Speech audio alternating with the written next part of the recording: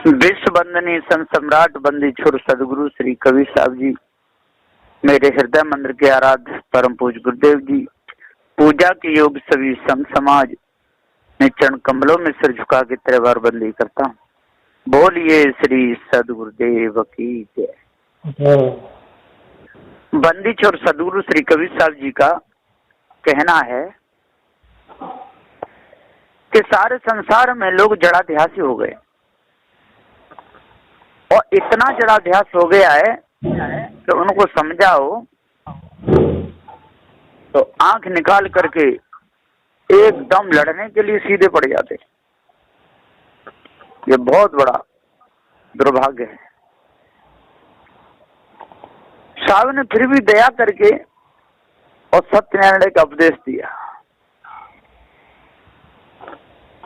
और साहब ने ये भी कहा, कहें कबीर सब खलक सयाना इनमें हम ही अनाड़ी। सदुदेव कहते हैं कि ये सब खलक सयाने बने गए और इनमें अहंकार ही अनाड़ीपना है। यदि ये अहंकार छूट जाए तो इनका अनाड़ीपन दूर हो जाए। इनमें हम ही अनाड़ी, हम कहिए अहंकार बहुत बड़ा अहम भरा हुआ है, इसलिए ये अनाड़ी के अनाड़ी रह गए। यदि मेरे सत्यनारायण को मान लेते और जड़ चेतन के भेद को समझ लेते तो ये अनाड़ी नहीं रहते। ये धोखे में नहीं फंसते।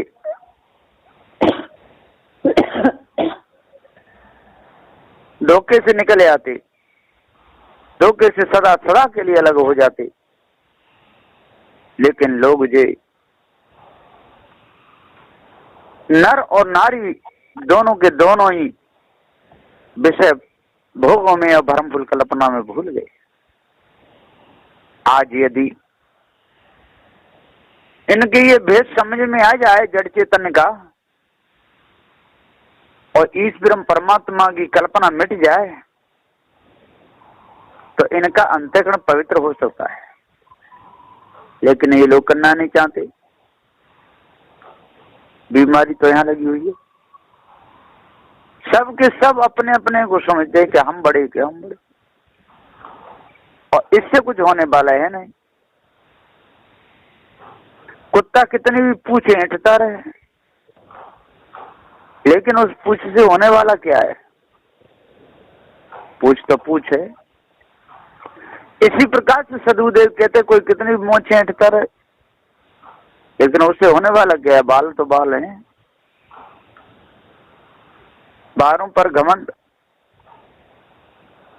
बहुत बड़ा घमंड है। इसी प्रकार से 4 वे 6 7 18 प्राणों को पढ़ लिए बहुत बड़ा घमंड हो गया, अहंकार हो गया। निकले पढ़ते हैं, ये मालूम पड़ता है कि यही साक्षात पूरे विश्व के ज्ञाता हो गए। लेकिन सदगुरुदेव कहते ये अहंकार पतन का कारण है।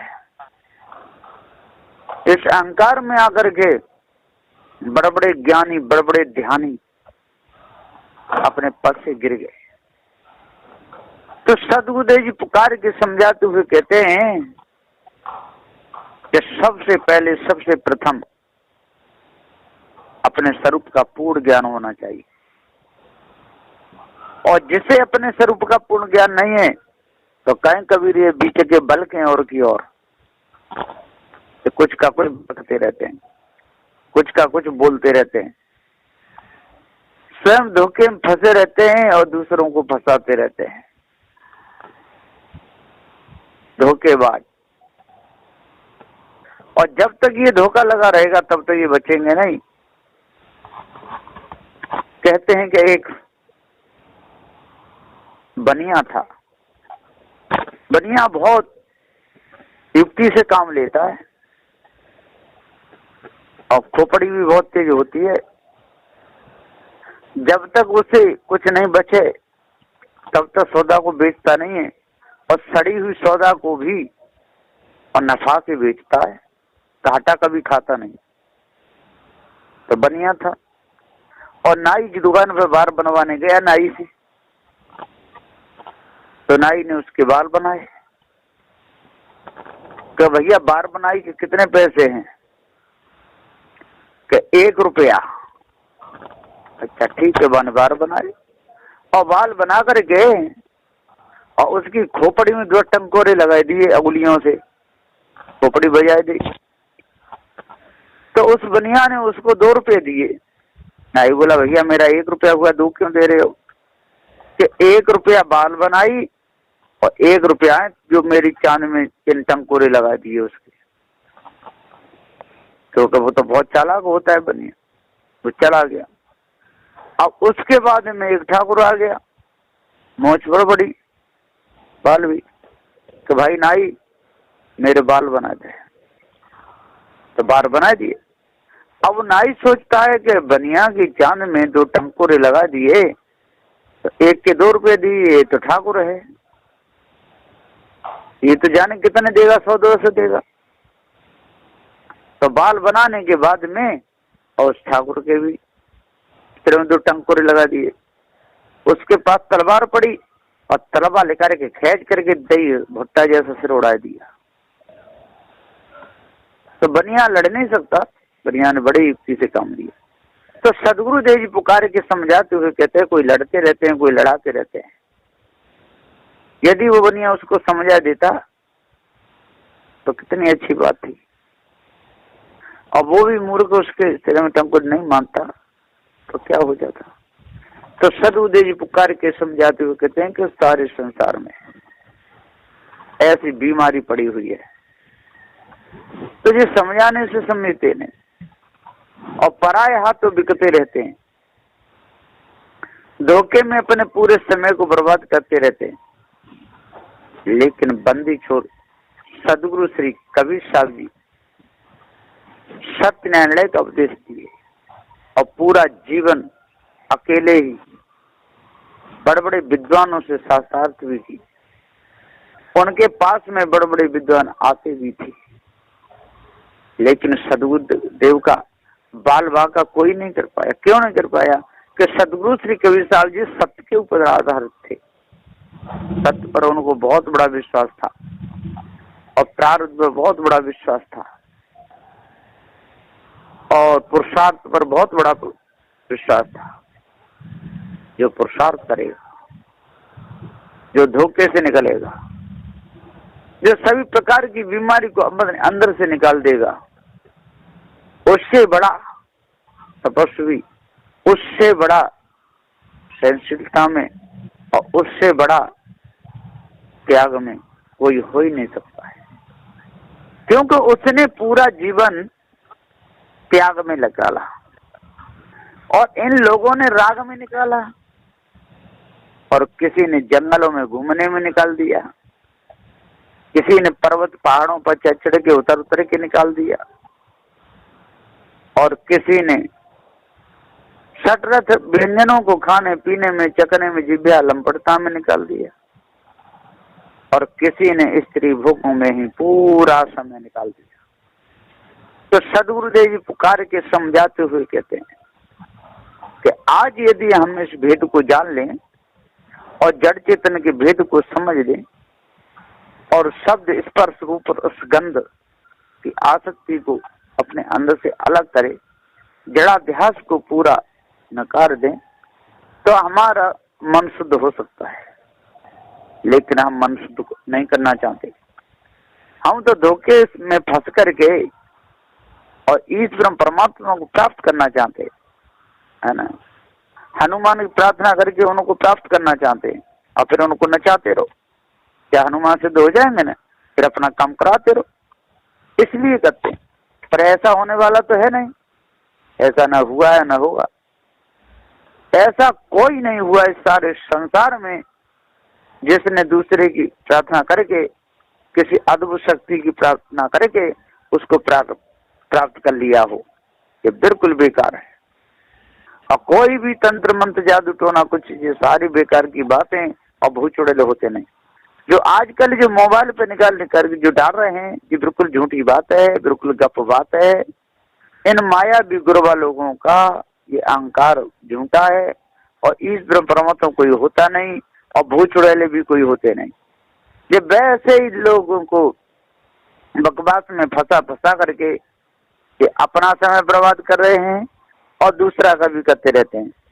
तो साहब जी यहाँ पुकार के समझाते हुए कहते हैं कि आज जड़ और चेतन के निर्णय को अच्छे प्रकार से जान लो और इन ढोंगी लोगों की बातों में फंसना नहीं, जो पत्थर पुजवाने के चक्कर में रहते हैं और उस पर जो मेढ़ा बकरा कटवाने के चक्कर में रहते हैं, जो भैंसा की बलि चढ़वाते हैं, जो बकरा की बलि चढ़वाते हैं, जो मांस खाते हैं, उनसे सदा दूर रहना।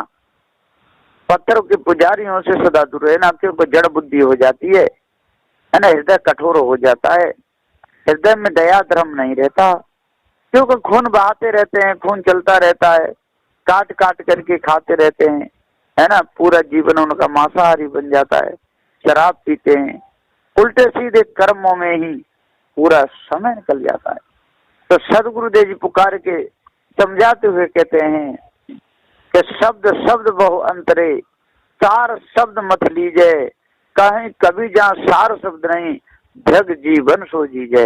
शब्द शब्द बहु अंतरे, शब्द शब्दों में बहुत बड़ा अंतर है ना। बैरागियों के शब्द में बड़ा अंतर है, सन्यासियों के भी शब्द में अंतर है, नागाओं के शब्द में अंतर है, अंगोरी के शब्द में भी अंतर है, बहुत बड़ा अंतर है।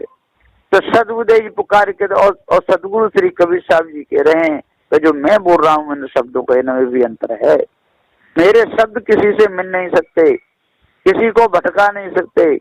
मेरे न्याय निर्णय के द्वारा सारे संसार में कोई भटक नहीं सकता है, कोई भूल नहीं सकता है, किसी प्रकार की मानंदी में नहीं फंस सकता है, सभी प्रकार की मानंदी छूट जाएगी। शब्द शब्द बहु अंतरे, सार शब्द मत लीजिए। सदगुरुदेव जी पुकार के थे भैया शब्द तो बहुत हैं, है ना, गूंज रहे हैं इस ब्रह्मांड में, लेकिन उनमें सार शब्द मत लीजिए। इसलिए मोबाइल पर बहुत शब्द आ रहे हैं, बहुत से गाने आ रहे हैं, बहुत से भजन आ रहे हैं, है ना, कितनी नीलाएं आ रही हैं, लेकिन इनमें भूल नहीं जाना ये बहुत बड़ा जंगल है। जो इस जंगल में फंस गया, 4 बीच 18 प्राणों के जंगल में, देवी देवता तंत्र मंत्र जादू टोना के जंगल में, है ना, भूत भवानी चंडी मुंडी इनके चक्कर में जो फंस गया, है ना, ब्राह्मण क्षत्रिय वैश्य शूद्र सिख सैयद मुगल पठान इनके जंगल में जो फंस गया वो निकल नहीं पाएगा। तो शब्द शब्द वो अंतरे, सार शब्द मत लीजिए, इसमें से जो सार हो उसको उठा लो, जो सार से ही अपना काम चलेगा। ये पहचान लो कि जीव जन्म रखने स्वरूप है, इसके ऊपर कोई ईश्वर परमात्मा नहीं है। मांस खाना शराब पीना ये बहुत भारी बड़ा पाप है, और ये ब्राह्मण क्षत्रिय वैश्य शूद्र ये भी जो बीमारी भूले हुए हैं ये बहुत बड़ी कमी है। तो शब्द शब्द वो अंतर, सार शब्द मत लीजिए। कहीं कभी जहाँ सार शब्द नहीं, धग जीवन सो जीजे। और इनके पास सार शब्द नहीं, जो उठाना सार शब्द को नहीं जानते और जड़ चेतन का निर्णय करके और शुद्ध राह पे चलना नहीं जानते, तो धग जीवन सो जीजे। सदगुरुदेव जी कहते धिक्कार है ऐसे के जीवन को जो बधे हुए बद्ध जीवन जीते हैं और धोखे में फंसे रहते हैं और दूसरों को फंसाते रहते हैं। तो बंदी छोड़ गुरुदेव जी यहाँ पुकार करके कहते हैं कि हे भाई ज्ञानियो, आज अपने आप को जान लो, और जब आप अपने आप को जान लोगे तो आपकी सारी कसर मिट जाएगी। चाहे नर हो या नारी हो, नारी को भी यदि पता चल गया कि ये बंधन है तो क्यों नर के चक्कर में फंस के विषय भोग में क्यों अपने समय को बर्बाद करेगी। इसी प्रकार से मनुष्य को जब ये पता चल गया कि ये नारी का बंधन है, विषय बंधन है, तो वो भी विषय भोगों में क्यों अपने समय को बर्बाद करेगा, है ना। दोनों का ही फंदा छूट जाएगा यदि छुड़ाना चाहेंगे तो, और नहीं छुड़ाना चाहेंगे तो प्रेम की डोरी में, विषय वासना रूपी प्रेम की डोरी में और बंध करके इनका हाल और बेहाल हो जाएगा। तो सदगुरुदेव जी पुकार के समझाते हुए कहते हैं कि भैया आज हाल बेहाल मत करो। यदि आप लोगों का हाल बेहाल हो गया तो दूसरों का भी होता चला जाएगा, पीढ़ी दर पीढ़ी लोग देखते चले जाएंगे, और जिस कर्मों में माता पिता भूले उसी बेटी बेटा भूलते जाएंगे। इन कर्मों में गुरु चेला भूले, उनमें उनके पीछे वाले भक्त बन बन के, उनके शिष्य बन बन के और भूलते ही चले जाएंगे। कहीं कहीं तो परंपरा बन जाती है ना। एक जगह क्या हुआ कि एक का शरीर छूट गया तो उसमें कढ़ी और भात बना, तो भात में आकर के कहीं से बिल्ली मर गई। बिल्ली मर गई तो उनके ओ हो भात खराब हो गया, अब क्या करना, तो किनारे से वो बिल्ली दाब दी भात में और पंगत हो गई। अब घर के लोगों ने देखा, अरे ये तो बिल्ली मार के दाबी है, तो ये हमारी परंपरा होगी। तो उनका तो शरीर छूट गया, जिनने बिल्ली दाबी उन्हें तो पता नहीं। अब लोगों ने वहां पर परंपरा बना ली कि जब हमारे कोई मर जाते हैं और भात और कढ़ी जब बनती है तो उसे मार के बिल्ली दाबी जाती है एक तरफ। तो बिल्ली को खोजते थे, मारते थे और फिर वहां में दाबते थे। ऐसी उन्होंने परंपरा बना ली। अब एक दिन बिल्ली नहीं मिली और खूब खोजे और पंगल लेट हो गई, तो एक पारगी महात्मा आ गए। उन्होंने कहा, भैया क्या बात है, पंगत क्यों नहीं हो रही, सब भूखे बैठे हैं, ये क्या करें महाराज, कहीं बिल्ली नहीं मिल रही।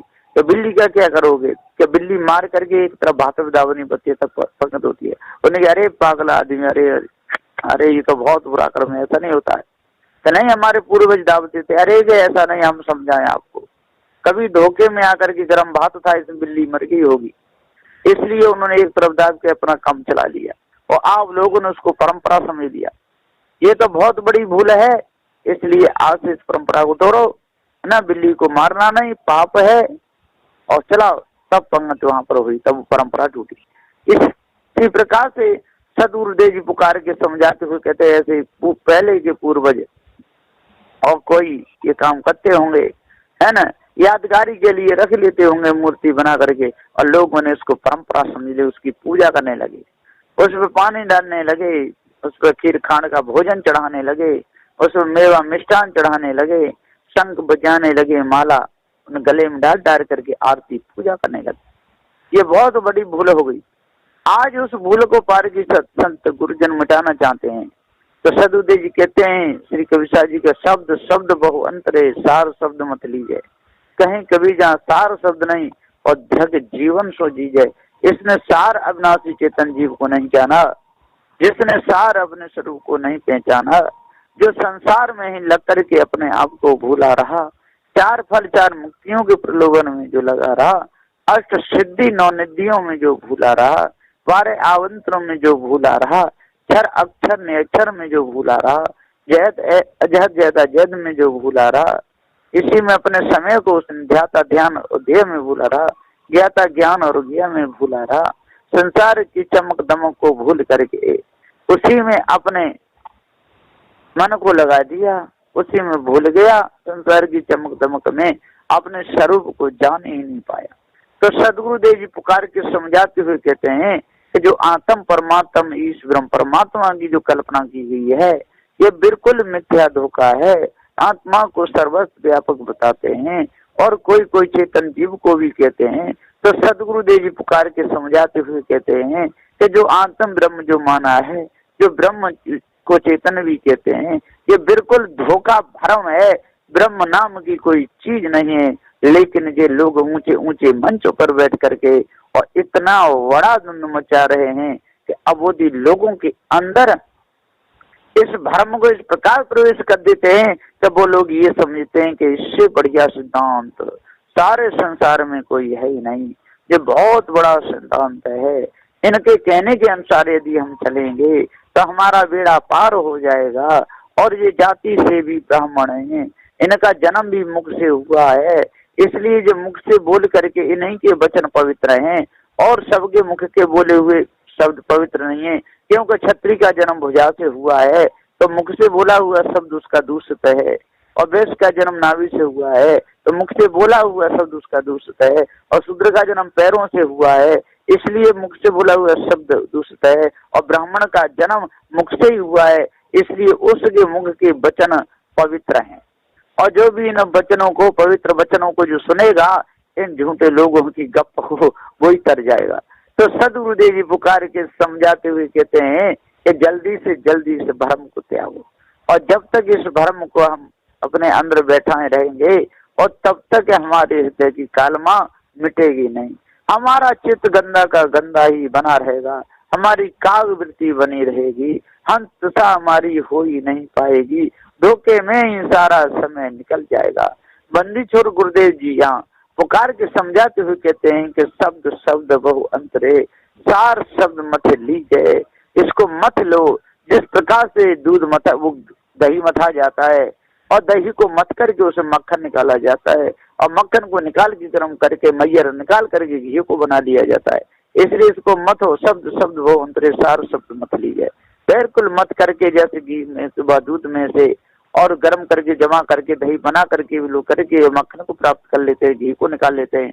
इसी प्रकार से सार शब्द मथ लीजिए और मथ करके अपने आप को इस संसार के चक्कर से बचा लो। विषय वासना भ्रम भूल कल्पना के गढ़ से अपने आप को बचा लो। सार शब्द मत लीजिए। कहीं कभी जहाँ सार शब्द रही, जो मतना नहीं जानते, जो सार को ग्रहण करना नहीं जानते, वो सब को वचन कर लेते हैं। उनको ज्ञान ही नहीं है कि क्या उठाना चाहिए क्या नहीं उठाना चाहिए। तो सदगुरुदेव जी पुकार के समझे, अरे गोबर में हीरा गिर गया तो हीरा को उठा लो, और लेकिन लोग गोबरों भी उठा लेते हैं, है ना। टट्टी मल मूत्र में हीरा है, उसको धो लो, अपने काम चला लो, लेकिन लोग उस गंदगी को भी बचन कर जाते हैं, है ना, उसको भी उठाना चाहते हैं, दोनों से काम चलाना चाहते हैं। इसलिए ही तो जड़ा गैस बन जाता है, इसलिए ही तो अंतकरण गंदा हो जाता है, इसलिए हमारा मन पवित्र नहीं हो पाता। तो शब्द शब्द वो अंतरे सार शब्द मत लीजिए। कहीं कभी जहाँ सार शब्द नहीं, जग जीवन सो जी जय सदगुरुदेव जी कहते पूरा जीवन उनका धिक्कारते जाता है। लोग धिक्कारते रहते हैं, अरे अरे कैसा आदमी है, अरे इसने कितना बुरा किया, देखो ये विचार पकड़ा गया, ये देखो ये चोरी करता है, ये देखो क्या क्या करता है, अरे इसकी बुद्धि भ्रष्ट हो गई है, अपनी माँ को भी नहीं चूकता, अपने पिता को भी नहीं चूकता, अपने भाई को भी नहीं चूकता। यदि इसको कोई ज्ञान की बोध की बात बतावे तो आंख निकाल करके सीधा आ जाता है, लड़ने को तक तैयार हो जाता है। तो सदगुरुदेव कहते हैं कि उसको लोग धिक्कारते रहते हैं, उसको लोग कहते रहते हैं, अरे कैसा आदमी है। तो सदगुरुदेव जी पुकार के समझाते हुए कहते हैं कि आज सुंदर समय मिला, और ऐसे सुंदर समय को हम मनुष्य ऐसे जीवन को यदि विषय भोगों में भ्रम भूल कल्पना में ही इसको निकाल देंगे और माया भी गुरबा लोगों की बातों में आकर के इस ब्रह्म परमात्मा को मान करके और पत्थरों को पूज करके यदि हम ऐसे समय को बर्बाद कर देंगे तो हमारा जीवन बिल्कुल नरक बन जाएगा। इसलिए जल्दी से जल्दी हम अष्टमासों को धारण करें और 10 दोषों को जल्दी से जल्दी त्यागें और पवित्र अपने मन को कर लें, तब हमारा अंतःकरण पवित्र होगा और दूसरे उपाय से अंतःकरण पवित्र होने वाला नहीं है। इसलिए हे भक्त सज्जनों, हे ज्ञानियों, अपने आप को जानो और जड़ चेतन के भेद को समझो, तब आप लोग अंतःकरण पवित्र होगा और किसी उपाय से अंतःकरण पवित्र होने वाला नहीं है। बस इन्हीं वचनों के साथ में मैं अपनी वाणी को विराम देता हूँ। बोलिए श्री सद्गुरुदेव की जय।